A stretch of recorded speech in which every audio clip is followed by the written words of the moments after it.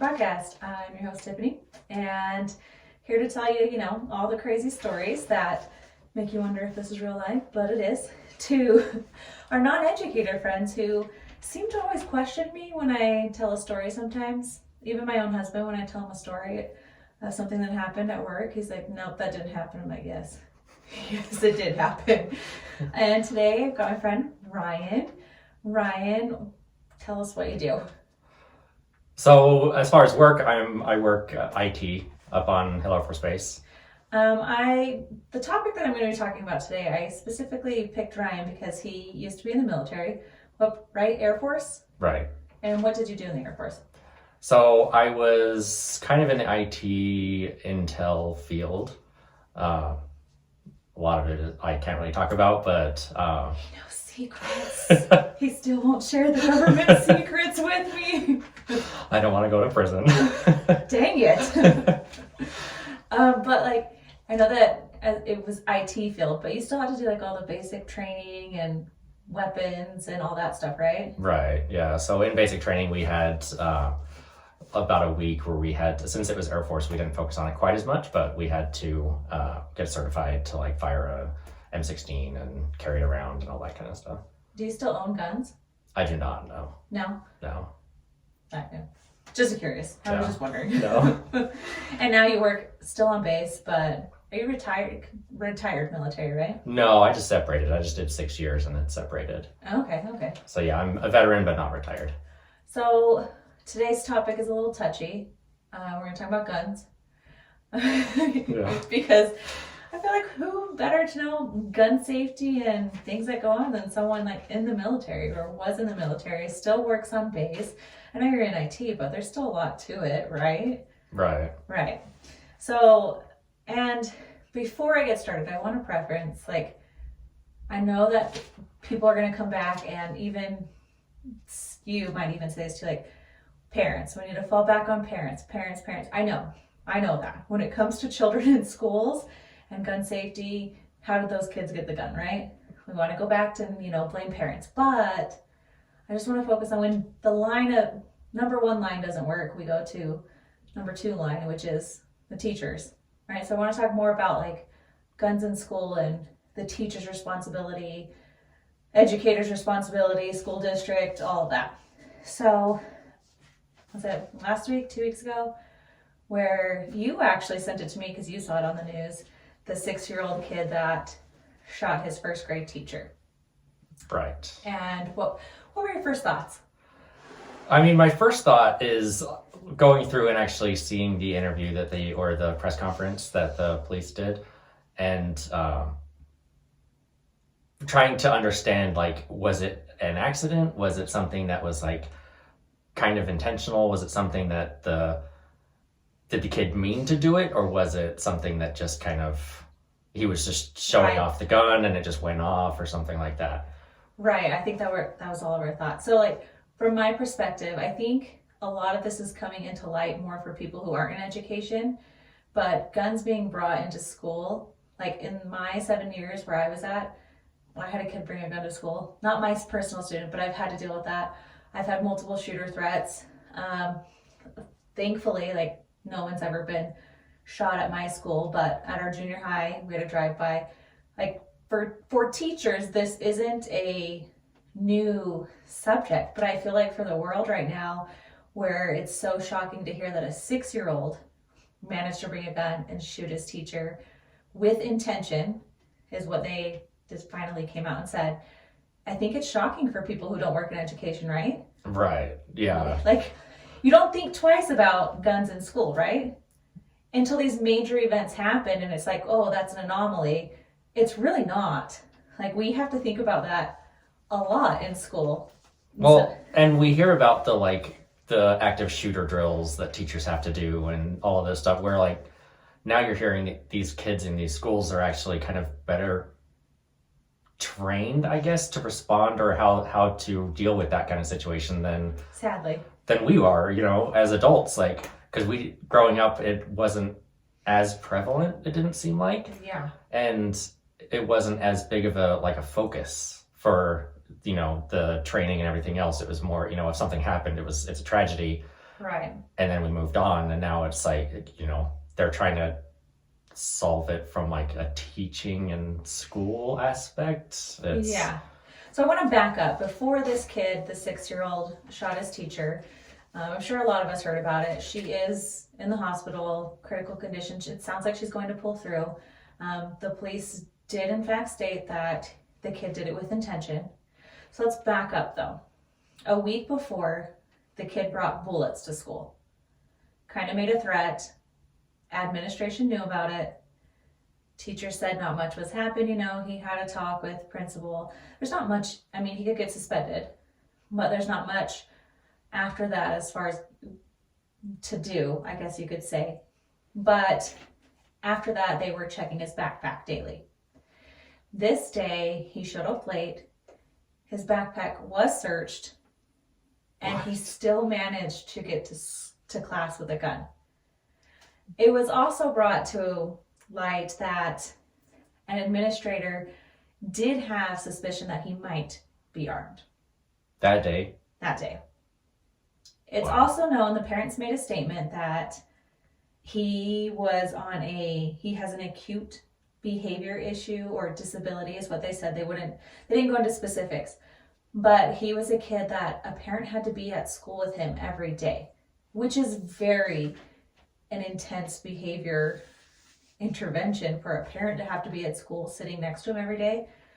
And this was the first week where he didn't have to have a parent with him each day. So almost like he waited? Or was it just an opportunity type thing? I don't know. That's scary. They didn't go into more detail than that. Another thing that I found was interesting because, again, this isn't just one crazy anomaly, this won't happen again.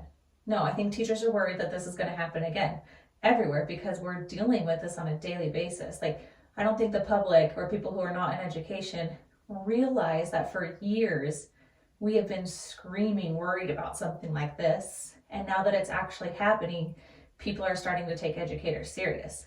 So this district, not their first time having a school shooting. This particular district back in 2021, so not even long ago, had a high school shooting.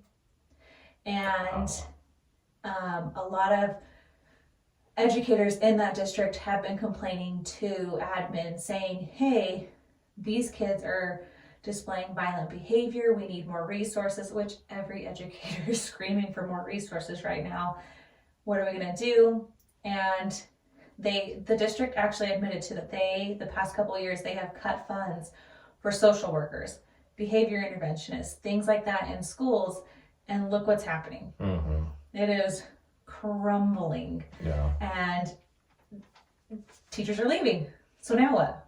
Yeah. Right? Well, and part of it too, some of the reaction that's happened with, school shootings, this seemed like it was kind of targeted towards the teacher. It wasn't, the kid wasn't going around and going after classmates, but at the same time, the idea, it brings up the whole arming teachers thing. And it's what kind of teacher wants to shoot a first grader? No teacher. That's not something that they're going to be able to do in that case anyway. So it's what kind of process can happen before that step, And even when we get on the topic of arming teachers, so I wouldn't feel comfortable, and I have been hit, kicked, bit, slapped, things thrown at me.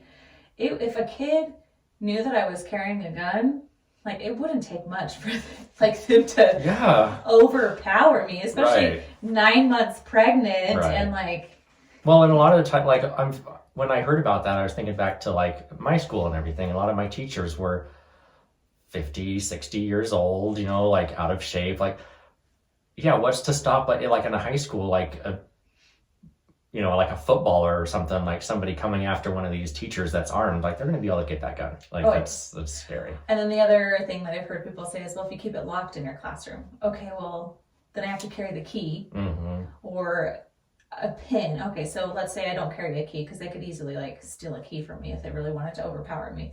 But if it's a pin, in a moment that a kid pulls out a gun, that first grade teacher, would she have had time to go to a safe, put in a pin, pull out no. Right. No.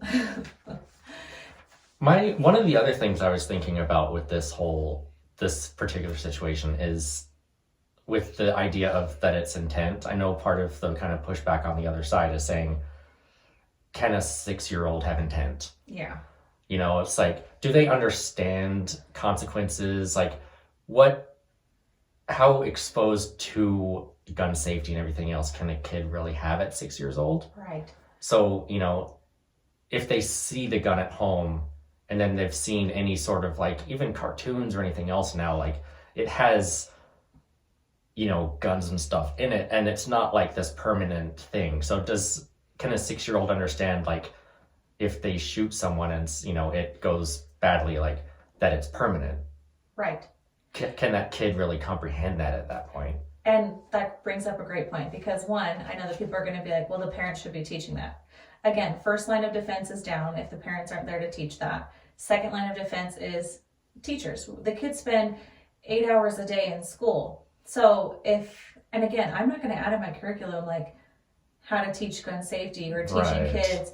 But if a kid has behavior issues and is struggling with comprehending that there's a difference between cartoons, real life, this can hurt people, this is where funds for social workers in school, counselors in school, they could help those kids. Right. So I guess, could this have been prevented if we did have the funding to put psychiatrists in schools, to put social workers in school? Right. And then first line of defense is down again, parents. I agree, parents should have taught all of that first, but when that's not happening, kids rely on school. Right. I mean, that's where they spend most of their time. You can't add that topic to teachers. Like, we're already trying to teach social emotional learning, but if a kid is really struggling with that, which sounds like this kid was, a social worker or a counselor or a psychiatrist would have helped. Right. We had, when I first started working at the school that I was at, we had a social worker that was there 3 days a week. Then funding kind of, trickled, and she was there once a week. And then by the time that I left, they didn't have the funding for her. And then it became where we had funding for one counselor to come twice a week for so many hours, but she could only see like 6 kids. Our school had like 500 kids. How do you pick? Exactly. It was literally playing Russian roulette with children's lives. Wow. Like, okay, do I pick this kid who is first grade and this happened to him, or this 6th grader, this happened to him? Who has we were sitting there asking ourselves, like, who has a better chance of learning from this or getting better from this or reshaping? And it's like, again, Russian roulette with kids' lives.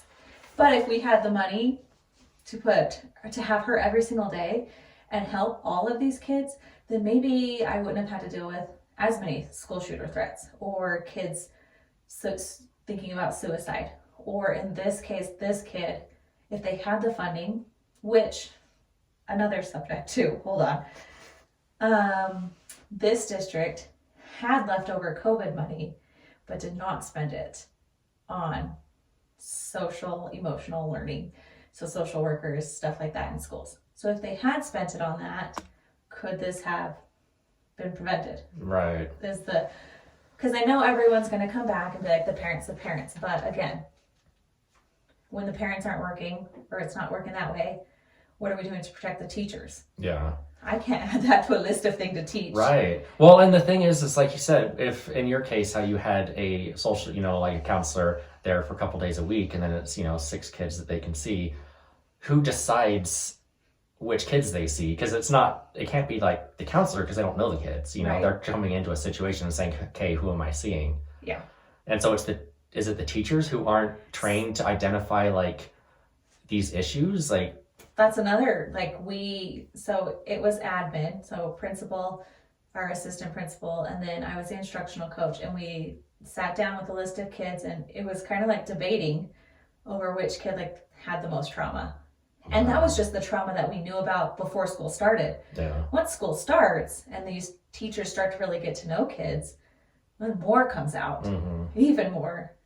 But another thing that I wanted to bring up about this topic that is sick is that some of the comments under news articles on Instagram or social media. So a lot of people are rallying around the teacher.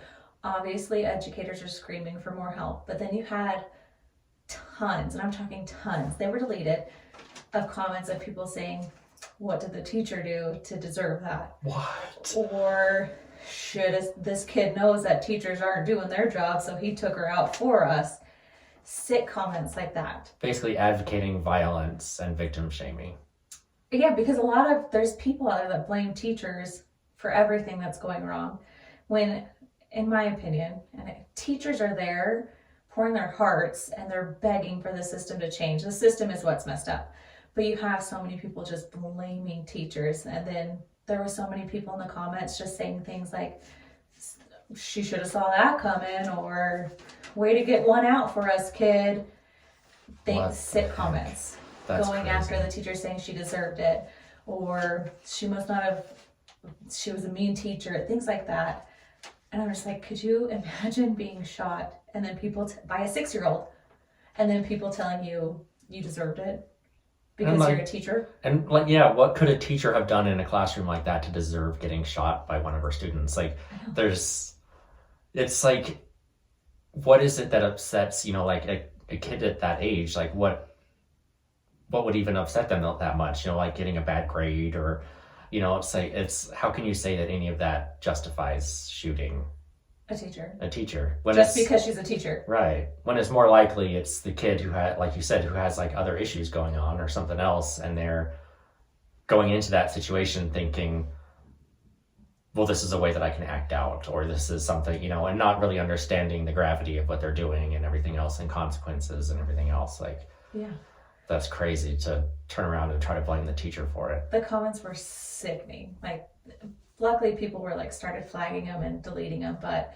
I feel like there's this like huge debate in society right now on, I think we can all agree the education system's kind of crumbling, it's falling apart, kids are slipping through the cracks, and you have this group of people that are blaming teachers, and then you have teachers and the people who are rallying with teachers blaming the system and Right. the lack of funding and the lack of money, and then people that coming at teachers, oh, well, you get summer off, you don't really work, you're just babysitting all day, what did you do to that kid to deserve that? It's insane. And Yeah. I feel like it's just like, finally people who aren't in education are finally starting to like see what's happening behind these closed doors. Yeah. And it's crazy. And the amount of time and money that teachers put into, I'm sure there are some that don't, but the majority of teachers that have to use their own money to pay for supplies or anything else, like going into it. And then, like you were saying, as far as the summer thing, I saw, I think it was actually another TikTok about a teacher talking about it and saying, like, teachers do not get paid in the summer. No, we like, don't. Regardless, even if a teacher that's getting paid in the summer, it's because they structured to get paid less throughout the rest of the year so that they take some of that money and pay them through summer. Yes. Which That's it's just like exactly how it works. It's like, could any of us afford to just take 3 months off of our jobs? No. It's like when you're already not getting paid very much as a teacher, it's crazy. No. Yeah, that's exactly how it is. Overall, though, the teacher, it does look like she's going to pull through. That's good. think the moral or the lesson that we're getting at is education system is bursting and these teachers need more help, and these kids are screaming for help.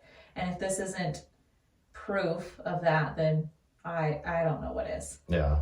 It's a situation that they can't point the finger at anything else other than there's something that failed in this case. Like, right. In order for, and especially since, like you were saying, like it was identified before that there was an issue here where they were searching the kid's backpack, and a teacher or a parent happened to be in the class. Like, have you ever seen that before, where they had to be there every day? Like, that's extreme. To say that it's gotten to that point, and then to back off and say, okay, now the parent doesn't need to be there.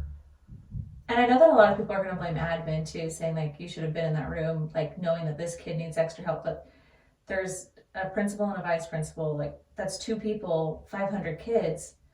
They're shorthanded. Right. I feel bad for them because people are going to be blaming them. But how did they know which fire to put out at any given time? They're running around like crazy, putting out fires, dealing with kids ranging from kindergarten to 6th grade in an elementary school, and you just don't expect a 1st grader Right.